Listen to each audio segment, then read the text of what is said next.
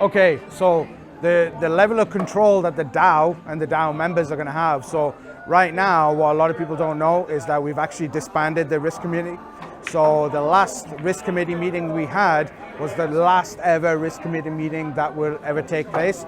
Now the DAO is controlled by the multi-sig. So the multi-sig holders will be basically, they will be divulged soon enough.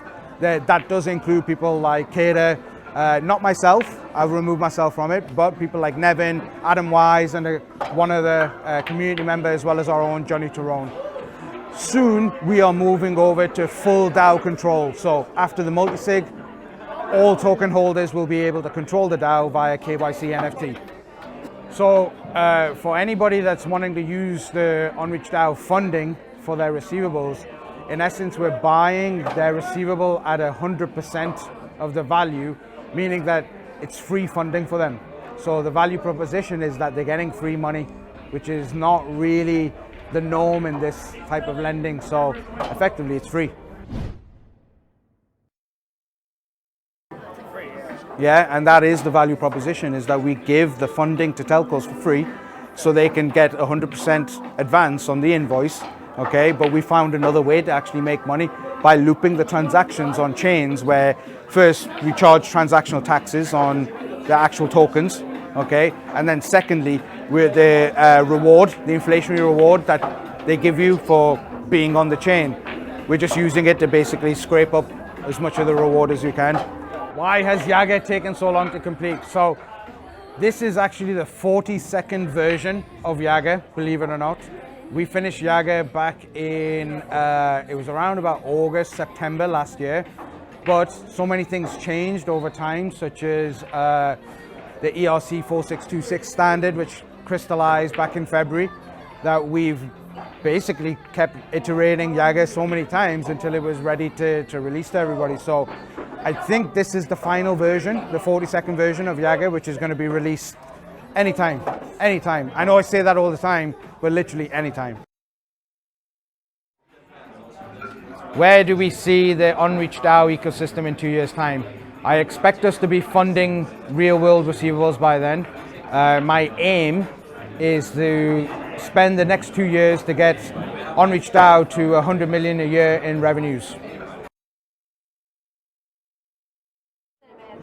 Okay, YAGGR does have competitors, so everybody knows about Yearn Finance, or anybody in DeFi knows about Yearn Finance. YAGGR is no different to Yearn Finance in that it is a yield aggregating vault, okay? The difference being is that we, just like Yearn, are adopting the ERC 4626 standard, but the way in which that we've built our standards is composable with all the deployment of capital that we want to be involved in the future. So any vault is only as good as its strategies, and our strategies are all based on effectively funding real world assets which we have access to and nobody else does. Is there a plan to make NRCH listing on any big SECs? We've been asked this question before. Yes, we do have plans to list on a larger centralized exchange. We're not going to pay for it. We're going to wait until we get a tier 1 centralized exchange like Binance, FTX, Coinbase before we even attempt to list. We will list on a smaller centralized exchange, which is there's a number of our holders who are employees and workers at this exchange. So right now what we've done is we've prescribed that the penalties go back to the elastic reserve, meaning that all the penalty taxes will be taken out of circulation, meaning that there will be less tokens in circulation, meaning that the price should go up as a result of taxation on the penalties. ERC 4626 is a crazily sick and powerful standard. It standardizes what all us projects are doing in terms of collecting liquidity and deploying liquidity. It means that we're all going to be composable with each other. It's the ultimate Lego. Oh, which crypto projects inspire me the most? Black Magic Money, simple one. Black Magic Money and Unreached DAO, they inspire me the most. Okay, which ones outside of those? Ethereum. Yeah, and I'm also co-founder within another protocol, which is, it's my favorite one so far. Scratch that one out. It really isn't my favorite one. It's my fucking favorite one. Okay, it's a lending protocol, turns anybody into a bank. Okay, but what we did was we created 4 protocols and put them into one. Okay, so it's capitalization protocol, so that the stablecoin doesn't depeg. It's a liquidation protocol to manage obviously liquidations, and there's an interest rate protocol, so if you want to do specific interest rate strategies, and then there's also basically a collateral protocol for any collateral strategy. So it's really simple, elegant code, and it's based on a rebase mechanism as well. So it's so far it's like my favorite bit of tech that we've built. Okay. Now, once they're the exclusive lender, they capitalize the reserves themselves. Okay, so you're not relying on a third-party protocol to keep the peg against the stablecoin. You're actually already pegging it by capitalizing the reserves. Yeah. So now they're assuming the risk to lend against their own assets. Okay. Now it's beneficial for a project to do that because that's what they use to create their price flow. Yeah. Nobody needs to fucking sell their NFT no more. All they're going to do is take a loan. Okay. If they get liquidated, they get liquidated, but the liquidation goes to the lender, meaning that the YAGGR Labs is going to start collecting back pretty much all their own assets that they use as collateral at a discount. Okay, so the question here is how do we prevent SIM from depegging? Now the biggest issue that Abracadabra had was that they used Curve Finance and various other Curve stable swaps on other blockchain networks to create the peg with the Magic Internet Money token MIM. Okay, now the way that Black Magic Money is constructed is that it doesn't need a stable swap in order to peg the value against. There is actually a specific smart contract which is going to regulate the peg of SIM, meaning that if you don't have enough capital in the reserve to create the SIM distribution, there won't be any SIM, meaning that it always stays on peg.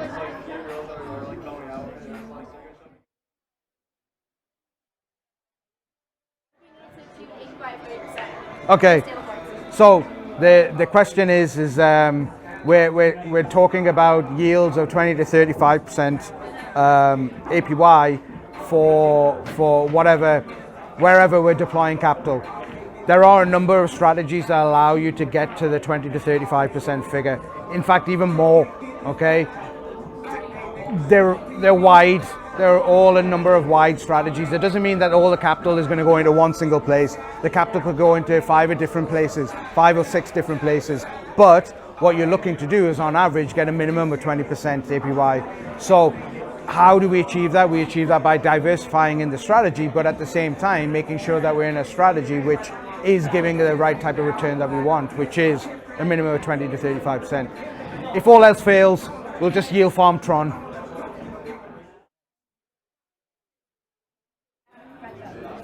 Okay. Commonly asked question about what are the risks for looping on the assets within Black Magic Money. So I'm going to say it again. There is going to be a specific smart contract built to allow looping whereby there is no liquidation risk, none. Okay. We still have to build this part, but there will be mechanisms in place to stop the issues that we're seeing on Wonderland and on Abracadabra Money.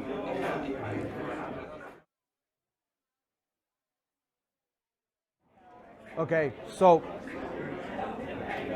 originally when we started building Black Magic Money, it was to fork Abracadabra Money. However, we found a lot of problems with from reverse engineering what they did on Abracadabra Money.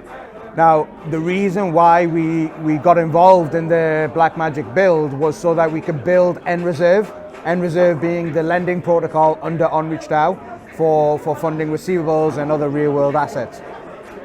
Black Magic Money's tech is what NRCH is going to be. So we built this all in a way whereby the next iterations of Black Magic will become NRCH.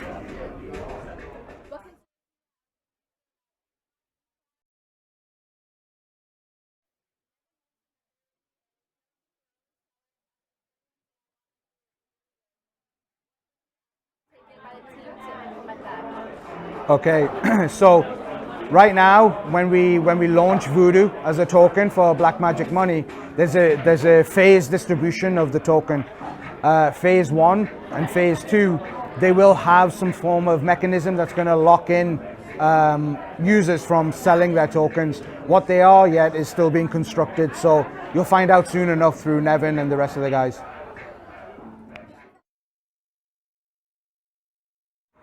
No, it won't. If the market stays down, it won't affect the release plans. We're not dictated by the price of Bitcoin or Ethereum. We're dictated by our development cycle. So we still intend to release everything as we are. We just want to make sure when we release it, it is the best possible product we can release.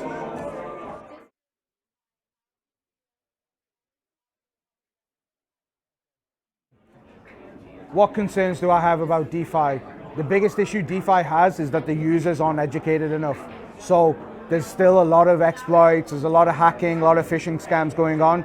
If people lose all their savings just by trying to get that extra return on their money from DeFi, but in doing so lose all their capital, you're going to lose users. So the biggest issue we have is to make sure that we don't lose users and we actually find a way to protect them. We only do that through education.